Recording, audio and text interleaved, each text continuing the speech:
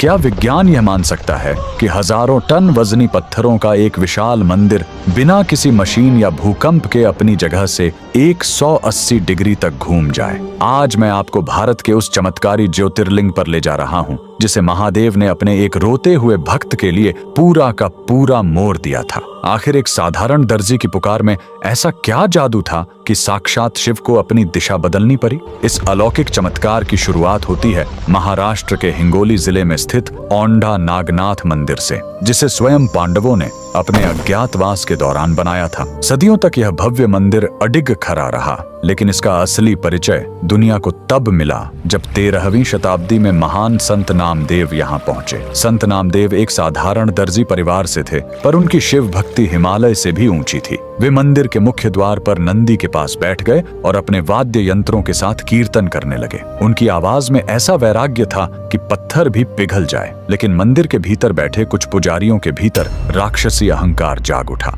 उन्हें लगा कि एक नीची जाति के इंसान का यहाँ बैठना उनकी पवित्रता को भंग कर रहा है। अपने पद और जाति के नशे में अंधे होकर उन्होंने संत नामदेव को धक्के मारकर बाहर निकाल दिया और चिल्लाए, तेरी यहाँ बैठने की औकात नहीं है, जा मंदिर के पीछे जाकर छिप जा। अपमान से टूटे हुए नामदेव ने कोई विरोध नहीं किया। वे चुपचाप उठे और मंदिर के बिल्कुल पीछे एक सूनी पत्थर की दीवार के सामने जाकर बैठ गए। उनकी आंखों से आंसुओं की अविरल धारा बह रही थी, पर उनके हाथ कीर्तन करते रहे। उन्होंने एक अत्यंत हृदय विदारक भजन गाया, हे भोलेनाथ, अगर मैंने नीची जाति में जन्म लिया तो इसमें मेरा क्या दोष? क्या आप भी मुझे दुनिया की नजरों से ही देखते हैं? उनकी उस पुकार में इतना दर्द था कि कहते हैं साक्षात ब्रह्मांड का कलेजा कांप उठा। और फिर वो हुआ जिसने इतिहास बदल दिया। अचानक आसमान में प्रलयंकारी काले बादल छा गए, धरती जोर जोर से हिलने लगी और एक ऐसी गगन भेदी आवाज गूंजी जैसे पहाड़ टूट रहा हो। महादेव ने अपने सच्चे भक्त की लाज रखने के लिए